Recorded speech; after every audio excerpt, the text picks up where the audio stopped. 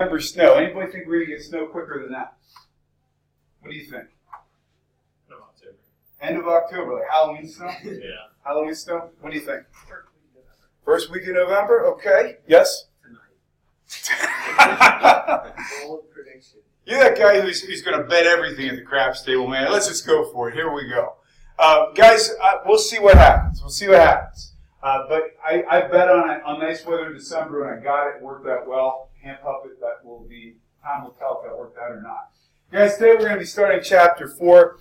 As we get into Chapter 4, you're going to see that we're getting more into the nuts and bolts of how labor and management really interact. We got into some basic terms, and we got into some basic legislation and the history of the last couple of chapters. We're really going to be moving into some meat into this chapter. Now, guys, just to remind you, because we did our midterm exam last week, our first exam in the class, for the midterm, because we haven't done a final project yet, here's how your grades are going to pan out. Half of your grade is going to come from that test. The other 40% from homework, 10% from class participation. That is a subjective evaluation that I make. If you don't get a good grade on class participation, you have the rest of the semester to make it up. I basically reset that after the midterm, and if you don't get a good grade on that side of it, you can still have the second half of the semester to get in. Now, when we get into our final grade for this class, 40% are going to come from the test, so we're knocking the percentage down, 35% on homework, and our collective bargaining exercise is going to account for 15%. If you recall, guys, is there a final exam in this class? There is not. This collective bargaining exercise takes the place of that exam. So the other thing too, guys, I'll be adding any bonus points that you're entitled to later this week for extra stuff that you've gone to outside of class. I had to get everybody's test graded before I could do that. So I'll be putting those in later this week. If you feel that I missed you or made a mistake, check your grades. Check your grades by Thursday this week because I'll be entering them in on Friday. So let me know if I missed something before I submit those. Guys, this semester, it seems like I could have taught a substantial portion of this class just on the United Auto Workers at GM. And I'm going to give you a little update on where we are with GM. So we're starting off today. Yeah, that these folks at GM have pretty good incomes. Do you recall what per hour most of these guys are making? Guys and girls, I should say. What are their average pay rates? I'm sorry? No, way higher than that. How much was it, Todd? Some of these guys were making $40, $45 an hour. Now let's break this down for a minute. Would somebody pull out their phone or their laptop and do this math for me? If we take $250, and let's break that down by the average work week. What's the work week in the United States? How many hours? 40. Let's divide 250 by 40. What do we get? 6 1/4.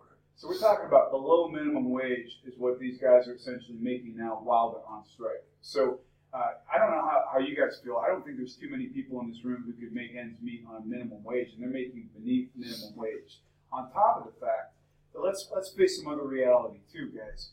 People tend to spend what they make. Even though $45 an hour, well, somebody actually do the math for me on that too. If we have somebody who's making, let's say 40. We have $40 an hour. And we take that times 40 hours a week. What are we pulling in before taxes a week? $1,600. Not bad. Not bad. Take that times 52. So you're going from $82,000 a year, almost $83,000, depending if you got a few folks who are making $45 an hour, down to making less than minimum wage. How is that going to affect your household? In the short term, what's going to change? So you were making $40 an hour, now you're making $6.50 an hour. What's going to change in your house? What do you think? Yes? You can't really buy game brand stuff much anymore. Yeah, you're going Clover Valley from Dollar General all the way, man. Clover Valley granola bars, Clover Valley ramen. You're even going to go for like the 5-cent ramen. That's too much. You're going to go for the 3.5-cent. Like flavors like shrimp are off the menu now. It's all chicken all the time. So what else is going to come in terms of your spending habits? What else is going to change, guys? This side of the room, what's something, if you went from $40 an hour to $6.50 an hour, what's going to change, DJ? What are you going to do differently? You're going to definitely budget. Nobody's going to the movies. Nobody's going out to eat. Nobody is going to be taking their kids out to an NFL game that weekend. What am I talking about? Who else is going to be feeling the pinch in these communities? Who else? Local businesses. Everybody. All the way down the food chain. The local business, restaurants, discretionary income that we would spend. Nobody's going to see the new Joker film, including me. I didn't get to see it this weekend, but not because I'm on strike. It all comes down to all these things, guys. In addition, who else, in addition to the local economy, is going to be feeling the pinch from this strike? Does GM make every single part that goes into their cars? They do not. In the United States, what is bigger, business to consumer or business to business interaction? You got it, man. So if you're a supplier for GM and they're not making cars, you're not making parts. And if you're not making parts, your people aren't working. And so on and so forth. Here's the other reason why this is important, guys. This is my opinion. I want you to feel free to agree or disagree. The auto loan bubble is going to be the next bubble to burst. Guys, the average length of finance in the United States, how far are people taking out car payments now? How many years? Any guesses? 40. It's the average car payment a month is now $600 a month. The average term is 7 years. You're talking about a depreciating asset. From the time you drive that car off the lot, it has lost 15% of its value.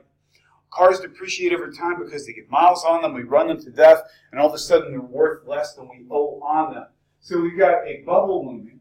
We've got people now who have a glut of cars in the market because fewer people are buying cars. Now we've got the General Motors workers going on strike. What else is this hurting for GM? Wasn't it they lost about $1 billion in revenue already? Yeah. And what's going to happen to the stock of GM if this continues? So the stock is going to be worthless too. So this is how a conflict between labor and management can truly come down to something that affects almost everybody in the community. That's what we're going to be talking about throughout the rest of this semester. Keep your eye on GM. And who else is watching GM right now very carefully? Two other companies that stick out in my mind. Who might they be? Yes. You got it. You got Fiat Chrysler, you got Ford. The other two components are the big three, and they're going to have to negotiate with the United Auto Workers next. So the tone of these negotiations will set their tone. Yes, ma'am. Well, I mean, right now they're claiming that they cannot get the concessions they want. What, if you recall from the earlier conversations, do you remember what GM's big sticky points are, what they want? If you don't, it's okay. Anybody remember what their big things were? They want the employees to contribute more of their salaries to healthcare. So they want bigger contributions to healthcare, and they also want to allow for the use of non-union temporary workers. The idea being, if we have people coming in, if we need to ramp up production, we can quickly hire a couple folks who are not members of the union who can come in and augment the supply of labor without us having to make them in the union. Yes? Would that make it an open shop? It would. It would. And GM opposes that because, or I'm sorry, not GM, the United Auto Workers oppose that because they want more dues-paying members of the union being employed so they have a better toehold and more income coming into the union as well. For as much as we talk about, for example, I try to keep this class balanced. I try to make sure that we're accurately representing the picture. There are good and bad parts about unions too. And one of the parts I don't know if I would say is bad, but is reality, is a union is also a business. And if you have more people paying dues, your union is doing better because you've got more people paying into it. Makes the union more powerful, employees get better benefits, but it itself is a business. Great question. Any other questions before we move on, guys? Anytime we're talking about this stuff too, I want to make the point that if there is a particular labor situation that you've been following in the news, it does not have to necessarily just be unions either. If you want to lead a discussion of it for 10 minutes at the beginning of class, I could earn you 2 bonus points on an exam, and I would be happy to work with you on a topic. What we're going to be talking about in Chapter 4, though, is what the actual goals are between union and management. Let's think about this for a second. The current situation, we've got General Motors, we've got the United Auto Workers on strike, and we've got General Motors dealing with this strike. Do they have some common interests? Do General Motors and the United Auto Workers have a common interest? What is it, Ryan? What's our common interest? Well, they want the business to do well so that each party can make money and can get better, more profitability equals more pay for workers, and bigger production equals more money coming in. Yeah, that's their common interest. We want a profitable company. We want a company that can compete with other groups. We want the company to stick around Because we all want stable employment. We don't want to have to switch jobs. So in terms of equity, that means that we've got some shared skin in the game. You guys have heard the phrase before, skin in the game. What does it mean if you've got skin in the game? Do you know where the phrase comes from?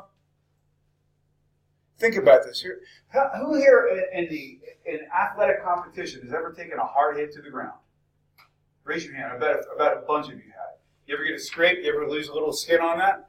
Yeah, that's skin in the game. That means you're willing to take some hard knocks as well. You say that you're contributing, you are committed to this. Well, that's where we have some crossover. This area is called the skin in the game. What unions generally want, they want more people who are working at a given industry to be members of their union. They want those folks to have a democratic chance to be a part of the union. They want what we refer to as job security, which means I don't have to worry every day if I have a job at the end of the day. Fair wages. Now, our book puts that in quotations. That's a very, very subjective kind of question. Who here, for example, thinks it's fair that a factory worker at GM with a high school diploma is making $45 an hour? Is that fair or not? Tell me why. I don't know. I just feel like in this day and age, everyone's expected to go to college, and people forget about the people that weren't really built for college. And if they find a way to get to work at GM, then they should have the right to a decent living. That's a valid perspective. Anybody feel the same or different? What do you think? Justin, what do you think? Should those guys be making $45 an hour or not? Tell me why not. I mean, it's just not fair to like college graduates who go to school for more education and they can't find jobs to do it. And what you guys both stated were really the two opposing viewpoints, and they're both valid. Whatever perspective you take in this room on that question, I support your opinion because it comes down honestly to a subjective matter of the heart, what you believe. And so fair is a moving target. In terms of protected rights, that means, for example, what rights do we have to safety? What rights do we have to a guaranteed retirement? And the union doesn't want lockouts. What a lockout means, guys, for example, a few years back, the NFL owners locked out union players from playing. We missed part of the season because of it. Unions don't want that either. They want their employees to go to work. When an employee is not going to work, what are they not getting? If you're not working, what are you not getting? You're not getting paid, man. So they don't want lockouts either. Management wants control. They want to be able to have control and flexibility. If you look at what GM's big argument is, what GM is saying, and I think there's points to be made on both sides of this argument. What GM is saying is, look, we're in a highly competitive business right now. People who are buying cars have all kinds of choices. Sometimes we got to ramp up production. Sometimes we got to knock down production. We want to keep you core union employees employed, but we need to have some flexibility to pull in other people as we need them and to get rid of them when we don't. So they want flexibility. They don't want strikes either. They don't want people walking the picket lines. They want the employees also to be efficient and effective. What is one of the stereotypes involving union employees when it comes to efficiency? What's a stereotype? I'm not saying it's correct. I'm saying it's a stereotype. I'll give you an example. We use this stereotype often when talking about people who work for the Department of Transportation during the summer. What's the stereotype? Oh, you can say it, guys. Lazy. Yeah, exactly. Oh, and it always goes something like this. We got one guy out there doing the work and 6 other guys watching them pulling down a union wage. That's usually how they, is that correct? Yeah, and again, more central Pennsylvania accent for you guys. But that's how people are. And you're usually sitting in your car, and you're like, man, I'm late for work. These 2 guys are just standing here. What are these guys doing? And that's one of the stereotypes about union efficiency or the lack thereof. And usually if I were not in front of a group giving a tour, I might use some more colorful language, what people would normally do behind the wheel. But since I'm on a recording, I won't do that either. So guys, what do we want? A company wants basically to make money. They want to be able to get money back out of their investment. We want to be able to attract the best and brightest. We want to make good decisions. Guys, generally speaking, unions, and this is not 100%, unions don't really like performance management as a means of promotion. When I say performance management, Jared's a great performer, for example, and I evaluate him, hey, this guy's one of my top 10%, I want to give him a $2 an hour raise, even though he's the new guy. How do unions feel about that particular process? Elliot, you're shaking your head. What would the union say? They don't like it because they like seniority more generally. Exactly right. So they think that the longer that you stay around, the better your job security should get. They like the idea of drawing in good people, but they also like the idea of progression and security. Yes? Is seniority a big thing in unions because the people that are around longer have paid more dues? That's a great point. Well, let's put ourselves in that position. Adam, let's say, for example, I'm the new guy, and you've been here for 25 years. How do you feel about that if I come in and get a promotion right off the bat, I'm making within 50 cents of what you're making, and you've been here 20 years? Yeah, and there's lots of reasons behind it. One of the reasons would be, man, I've been paying my dues since the moment I walked in the door here. I've been here. Could also be I feel I know better, or I'm even in a different pay grade. So that's why performance management and collective bargaining agreements are so tough, because we come down to we don't get a lot of support within the union, and we also have hand-tied management who also sometimes cannot promote good performers because those individuals are bound by the terms of the agreement. Make sense? Yeah, and so in terms of, I see the other side of it though too.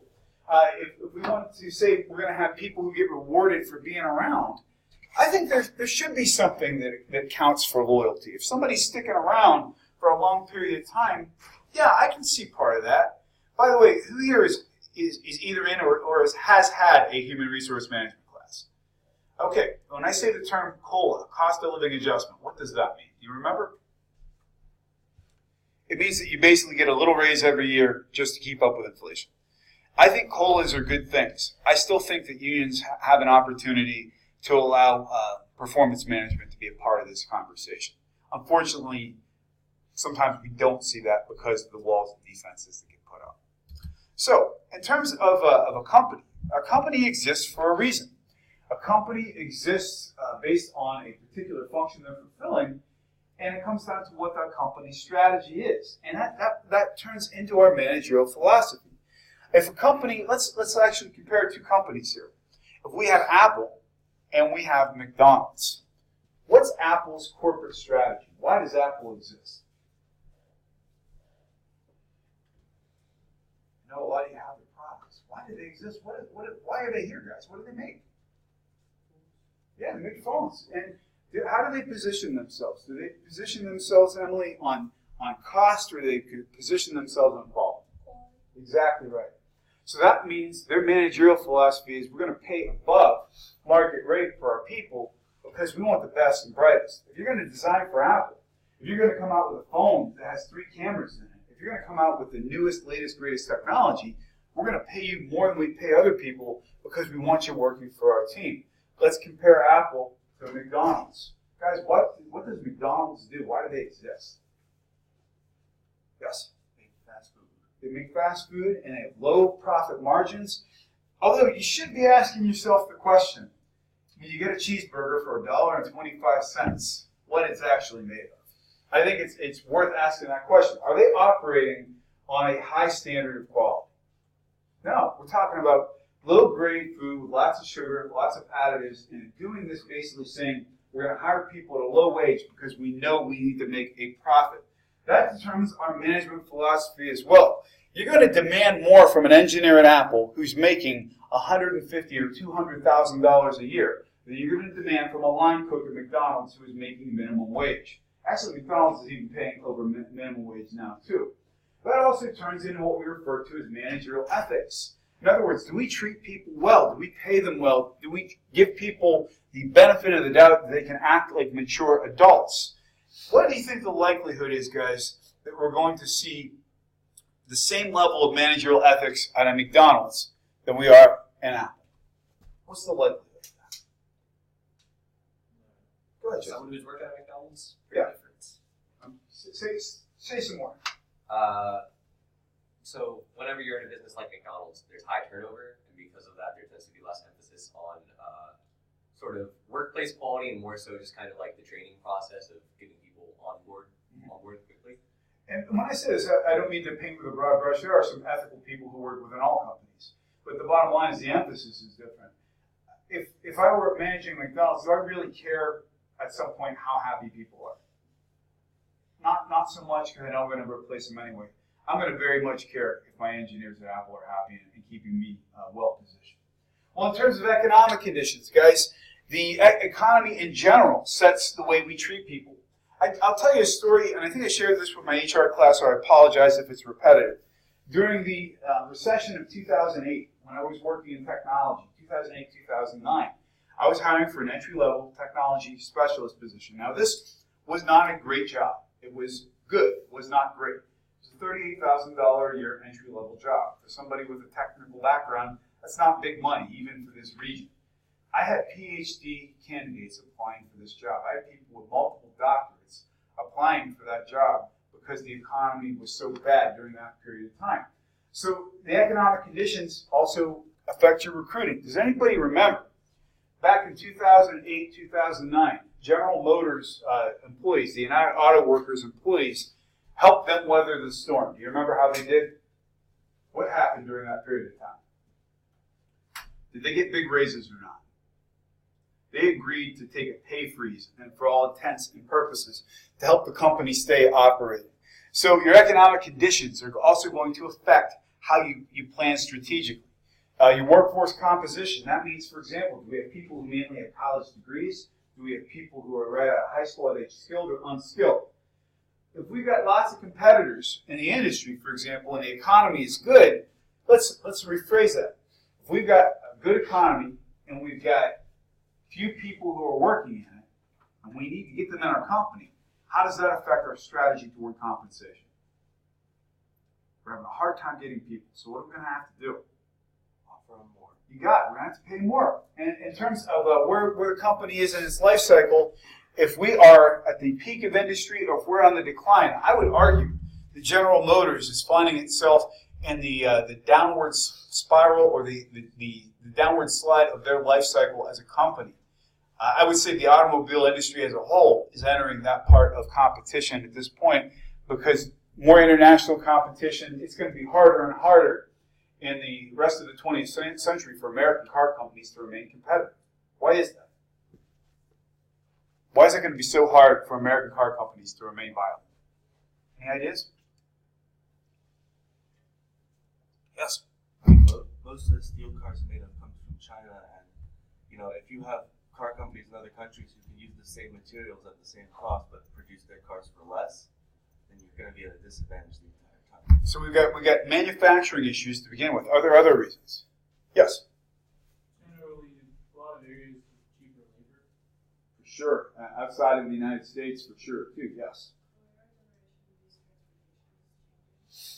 That to me is the big point to be made here. And how is your generation's attitude changing toward transportation?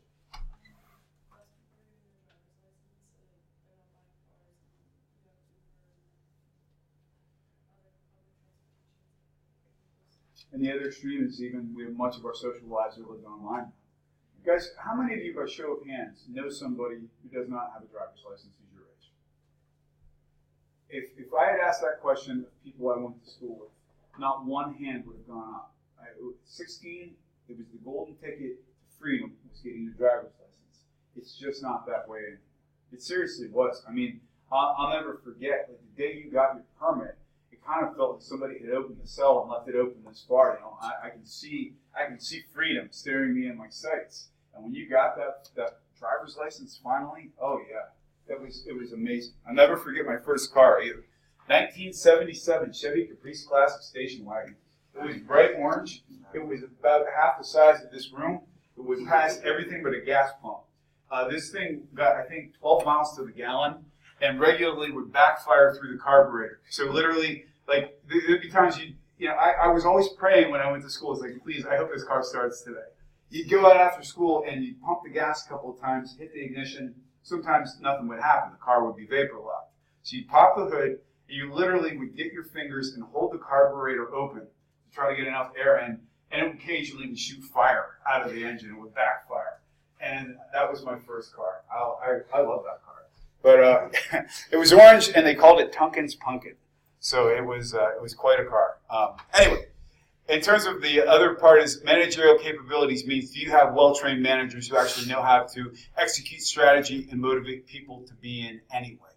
Guys, in terms of strategies that are applied by companies, if you've got a non-union company, do you remember, for example, when we were doing the last section of the movie, who did the glass company hire to assist them in keeping things the way they were? You remember they hired a consultant. What did that consultant do? You remember?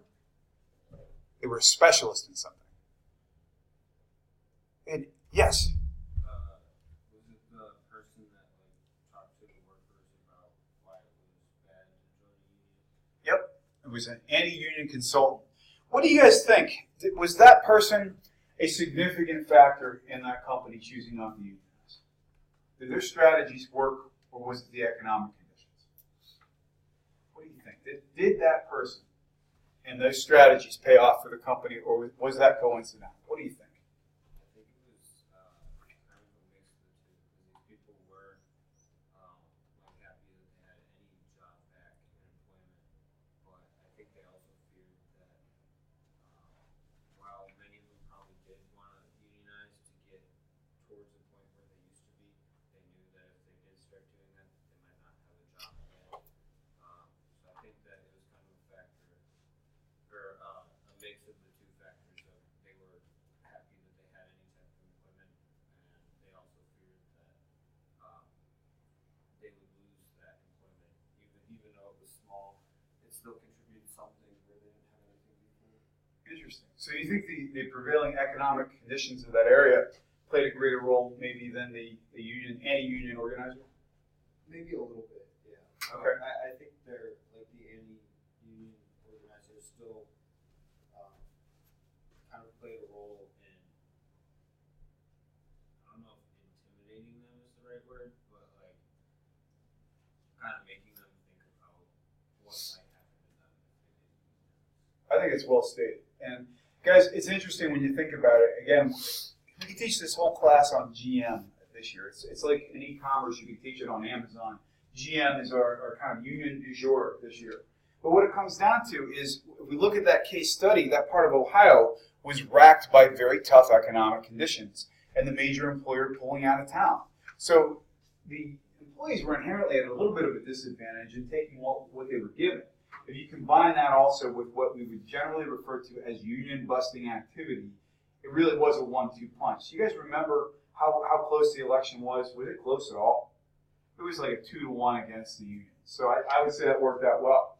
So a non-union company that wants to remain so will basically try to keep unions out. They'll do what we refer to as union busting. Now that can get into things that are illegal and not legal. From our test that we took last week, is it legal for a union or for a company to pay employees to sit through non-union propaganda speeches? They absolutely can. They're on company time. You can also refuse to bargain with people who want to unionize, in which case you might be getting into unfair labor practices. And employers will also try to decertify unions. And what that means, guys, we haven't gotten into that process yet.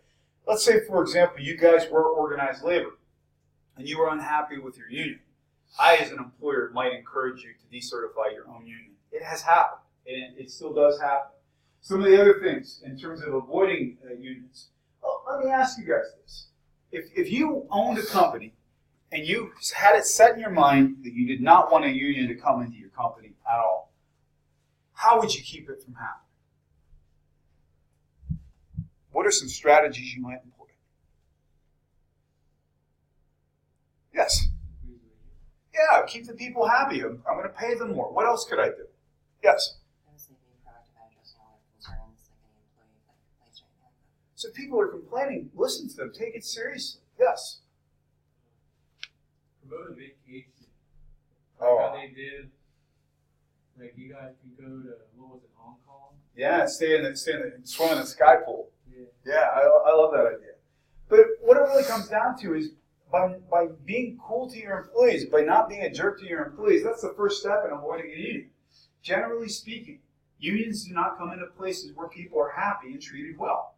That's just reality. So those are things you can do. We're going to talk about what double-breasting means as well. Have you heard of double-breasted suits that were big in the 90s? Well, it's the same idea with labor. We're going to talk about what that is.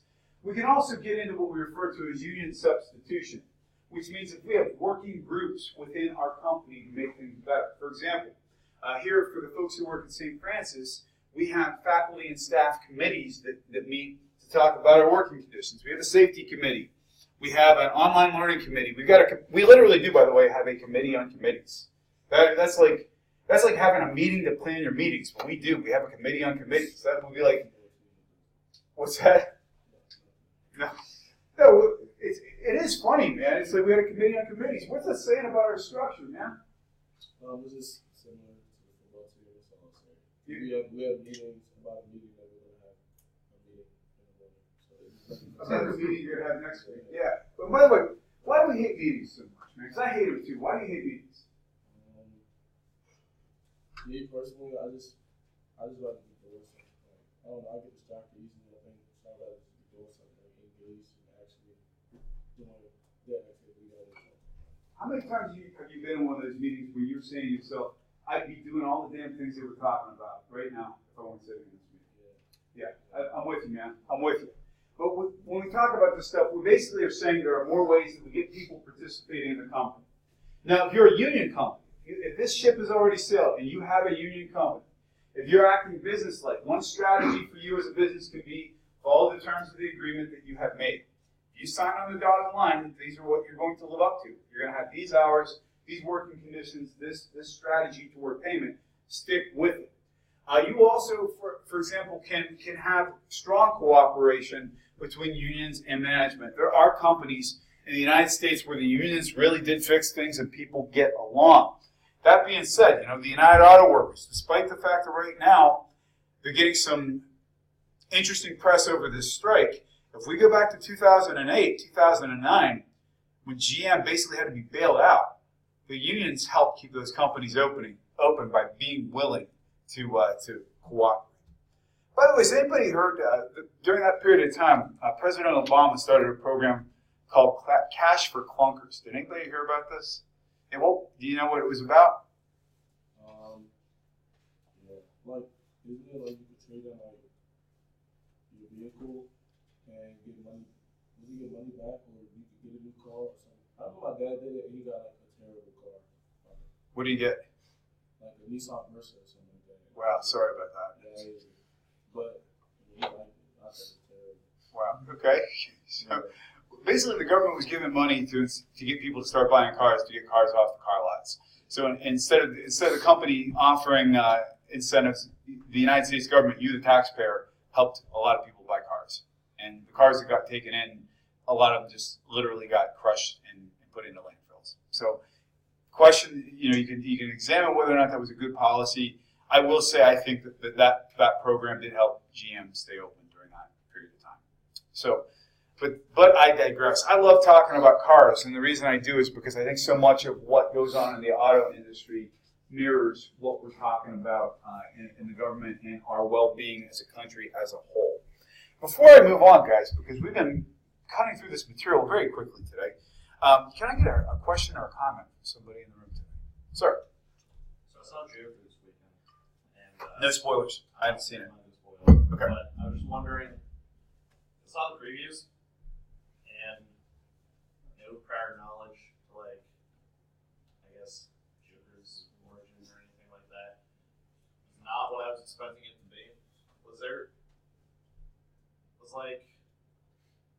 any written material, like comics and books and backgrounds beforehand that the movie was based off of, or how did it come up with the movie? I'm glad you asked that question. Before I answer, how many of you have seen the movie? Okay, so thank you guys for not spoiling it for me. What the rumor is it was based on a comic book that came out in 1988 called The Killing Joke. And if anybody's ever read that, it is described as a possible origin story for the Joker. It is one of the darkest Batman comics ever published. I use it in my Batman class, and it suggests that the Joker was, in fact, a failed comedian. So a lot of the source material for this probably came from that book. The book, by the way, has an ambiguous ending, and lets readers decide if Batman finally snapped and killed the Joker or not. The ending is ambiguous enough that the reader has to So yeah, that's what it was based on. So, good question. One more question or comment before we continue. Anybody? Yes, sir. What was your first comic? It was 1977. I was 4 years old. My mom bought me a giant reprint of old 1970s Batman comics. It was a giant, oversized Batman comic. I don't know what number it was, but it changed my life. I learned to read because I wanted to be able to read comics. Like when Michael Uslan was saying that last week, I totally related to what he was saying because I wanted to read comic books and Star Wars books. That's why I learned how to read. So, what about you? What was your first book that you remember reading? Oh, I just bought my first like a few weeks ago. Yeah? Yeah. You know the superhero Raven? Oh, of course. Yeah. Nice. Awesome. Well, guys, thank you for those questions. We're going to continue on today, guys. In terms of Smithfield Packing Company, I put this up to show you how they have what we refer to as unfair labor practices. These are ways in which companies try to bully employees either into not organizing or to giving into their demands. Some of the things that the Smithfield Packing, by the way, they're a big meat packing company, they're famous for their bacon. They said that basically if you unionize, we're going to close the plant. That's the biggest one. They also started trying to intimidate people by videotaping people in the factory who were distributing union literature, saying that they were interrupting their workday, trying to really bully those folks. Trying to interrogate employees, basically asking them if they had been talked to by the union. They were telling people if you vote for the union, you're going to be facing a benefit cut. You're going to also face a pay cut. You might even see the plant closed. Basically, the union was saying all of these things, or sorry, not the union, the company was saying all these things to try to keep the rank and file from organizing. What the National Labor Relations Board ruled, these are unfair labor practices. You cannot do these things. My question for you, we just watched American Factory. How many of these very same things did that company do? Look at the list here. How many of these same things did the Fuyao Glass do in the process of trying to keep a union out? What jumps to the front of your mind? At any point, did the management, either the Americans or the Chinese management, say this plant will close if you unionize? Yes, they did. Did they threaten them to say that you would take pay cuts or things would be worse for you if you had a union? Yep, they did that too. Did they fire somebody because they were an organizer? Yep, they did that. They also were putting spies into the company. I think you could probably say that they did videotape some folks in the process of their organizing, and they definitely threatened that if you unionize, your benefits are not going to be as good as they are today. Yeah, I would argue that in a court of law, based on the precedent set by this case, if you put Fuyao in front of a court, they would probably be convicted of unfair labor practices. I'm really interested to see, too, with that movie being publicly accessible on Netflix, something anybody could watch. I can't believe that somebody at the National Labor Relations Board isn't watching it and saying, wow, we should probably look into these guys. What do you guys think? I mean, my goodness, we fart on social media these days. The world knows about it. This is a movie on Netflix. I'll be surprised if there's not some blowback about it. So, anyway, I digress. Some of the ways that companies try to avoid unionizing. You can basically put spies in your midst. You can hire people and know that there are people who will be reporting for you if anybody's trying to distribute leaflets, etc. If you knew somebody came from a company where they were an organizer or worked for a unionized firm, you could basically say, I'm not going to hire you. If you know some of their friends are organizers or like unions and find out, you can fire them too. There's lots of ways to do this stuff. Now, this is a big one too. I don't know of a company that's doing this. I cannot give you an example from our text, but using psychological tests to test applicants' interest in unionization, I don't know of a company that's doing that. Now, that being said, have you guys ever had to take the Myers-Briggs or a personality test, by the way? Raise your hand if you've done this. A lot of companies are doing psychological profiling these days to determine where you fit, if you're the right person for a company. Yes, sir.